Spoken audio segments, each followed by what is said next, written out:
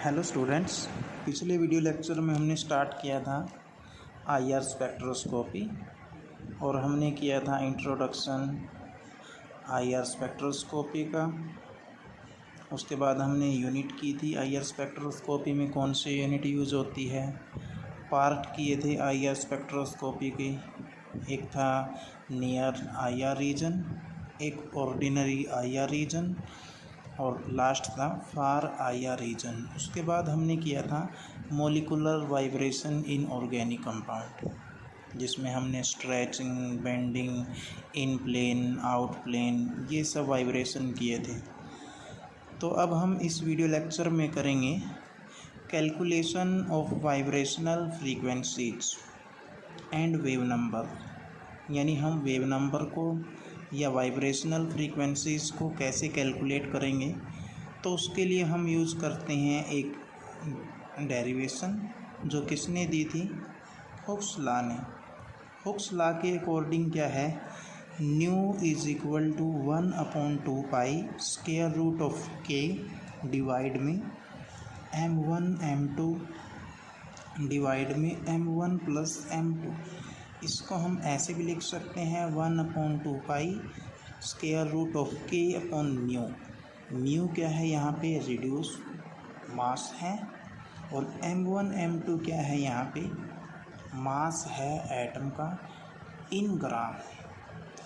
और ये तो है फ्रीक्वेंसी। और वेव नंबर को कैसे निकाल सकते हैं हम, वेव नंबर होता है न्यू बाई में सी, क्योंकि वेव नंबर को हम लिख सकते हैं 1/λ। लैम्डा क्या होता है, सी बाई में न्यू, तो यानी ये बन जाएगा न्यू बाई में सी। लैम्डा का इन्वर्स होता है वेव नंबर। तो is equal to 1/2 pi c square root of k upon m1 m2 divide में m1 प्लस m2 और is equal to 1/2 pi c square root of k upon mu. तो ये equation first है frequency को निकालने की, ये इक्वेशन सेकंड है वेव नंबर को निकालने की। m1 m2 यहाँ पे मास एटम के इन ग्राम, म्यू यहाँ पे रिड्यूस मास है, न्यू क्या है यहाँ पे फ्रीक्वेंसी है, न्यू बार क्या है wave number, c velocity of light 3 × 10⁻10 centimetre पर सेकंड, के यहाँ पे फोर्स कांस्टेंट है और ये किसके साथ रिलेट है, बॉन्ड की स्ट्रेंथ के साथ।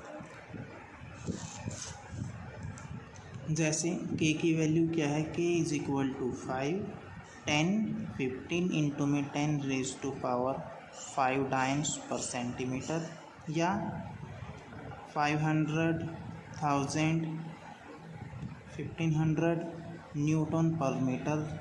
Single, double and triple bond, single, double, triple bond के लिए के की वैल्यू ये होती है, ये है डाइन्स पर सेंटीमीटर में और ये है न्यूटन पर मीटर में। यदि m1 m2 क्या है, एटॉमिक मास है एटम के जो बॉन्ड बनाते हैं, वहाँ पे पीछे m1 m2 क्या थे, मास ऑफ एटम थे इन ग्राम। लेकिन यहाँ पे जो कैपिटल m1 m2 है ये एटॉमिक मास है एटम्स के जो फॉर्मिंग बॉन्ड। और 6.022 10⁻23 ये क्या होता है, एवोगैड्रो नंबर, ये हमें पता है। तो ये फॉर्मूला होता है कि जो एक्चुअल मास होता है एटम का वो किसके इक्वल होता है, gram atomic mass of atom divide में एवोगैड्रो नंबर। जैसे m1 है, m1 क्या था, मास था इन ग्राम, और m1 क्या है, ग्राम एटॉमिक मास है एटम का डिवाइड में 6.022 10⁻23, ठीक है, ग्राम में आ जाएगा। m2 सेम, यानी जो दूसरा एटम है उसका मास है ग्राम के अंदर। m2 क्या है, जो दूसरा एटम है उसका एटॉमिक मास है डिवाइड में एवोगैड्रो नंबर 6.022 10⁻23 ग्राम। और सो म्यू है, म्यू क्या बन जाएगा, कैपिटल m1 m2 डिवाइड में m1 प्लस m2 इंटू में 6.022 10⁻23। और यदि हम इन सब वैल्यू को रखते हैं इक्वेशन 2 के अंदर, तो जो वेव नंबर होगा वो होगा 1/2πc square root of k 6.022 10⁻23 m1/m2 divide में m1 प्लस m2। इसको हम बाहर निकाल लेंगे तो बनेगा 7.76 इंटू में 10⁻11 2πc square root k upon ये बन जाएगा म्यू, और ये रिड्यूस मास बन जाएगा। तो 7.76 10⁻11 डिवाइड में पाई की वैल्यू हमें पता है 2 इंटू में 3.14 c यानी वेलोसिटी ऑफ लाइट ये भी पता है 3 इंटू में 10⁻10 square root k upon mu, ये सब मिला के बनेगा 4.12 square root k upon mu. तो यहाँ से जो वेव नंबर है वो जो फोर्स कांस्टेंट है उसके डायरेक्टली है और जो रिड्यूस मास है उसके इन्वर्सली प्रोपोर्शनल है। तो नेक्स्ट करते हैं हम factor which determine the vibrational frequency. भाई जो वाइब्रेशनल फ्रीक्वेंसी है वो किन किन फैक्टर पे डिपेंड करती है। पहला है मास ऑफ एटम, यानी जो बॉन्डेड एटम है उनका मास जितना स्मॉल होगा उतना ही स्मॉल उनका रिड्यूस मास होगा। और वाइब्रेशनल फ्रीक्वेंसी या वेव नंबर क्या होगा उनका ज़्यादा होगा। क्यों? क्योंकि वाइब्रेशनल फ्रीक्वेंसी है वो रिड्यूस मास के इन्वर्सली होती है, इस इक्वेशन में देखो। सेकंड है फोर्स कांस्टेंट, फोर्स कांस्टेंट की डायरेक्टली होती है।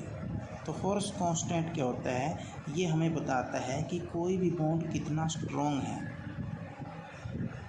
और इसकी वैल्यू इंक्रीज होती है जैसे जैसे बॉन्ड ऑर्डर बढ़ेगा। सिंगल बॉन्ड के लिए इसकी वैल्यू कम होती है, डबल बॉन्ड के लिए ज़्यादा होती है, ट्रिपल बॉन्ड के लिए ज़्यादा होती है। तो उसी के बेस पे वाइब्रेशन फ्रीक्वेंसी भी सिंगल के लिए कम, डबल के लिए ज़्यादा और ट्रिपल के लिए और भी ज़्यादा। तो कुछ एक एग्जाम्पल है, जैसे ये है कार्बन कार्बन ट्रिपल बॉन्ड की जो वाइब्रेशनल फ्रीक्वेंसी है वो ज़्यादा होती है कार्बन कार्बन डबल बॉन्ड से, ये ज़्यादा होती है कार्बन कार्बन सिंगल बॉन्ड से। क्योंकि की वैल्यू बढ़ेगी तो वाइब्रेशनल फ्रीक्वेंसी बढ़ेगी। अब देखो CH की ज़्यादा होती है वाइब्रेशन फ्रीक्वेंसी, NH की कम, OH की कम, FH की सबसे कम। क्यों? क्योंकि यहाँ पे मास दोनों एटम, H तो कॉमन है, carbon nitrogen oxygen and chlorine ये सब डिफरेंट है। तो यहाँ पे दोनों एटम का जो मास है कम है, ज़्यादा है, ज़्यादा है, ज़्यादा है। तो रिड्यूस मास भी क्या होगा, ऐसे बढ़ेगा। ठीक है, और तो इसलिए रिड्यूस मास बढ़ेगा, वाइब्रेशनल फ्रीक्वेंसी घटेगी। तो हमें क्या करना है, रिड्यूस मास जिसका भी कम होगा उसकी वाइब्रेशनल फ्रीक्वेंसी ज़्यादा होगी। तो ऑर्डर ये होगा CH की ज़्यादा वाइब्रेशनल फ्रीक्वेंसी, उससे कम NH, उससे कम OH और सबसे कम FH। तो ये ऑर्डर होगा वाइब्रेशनल फ्रीक्वेंसीज़ का।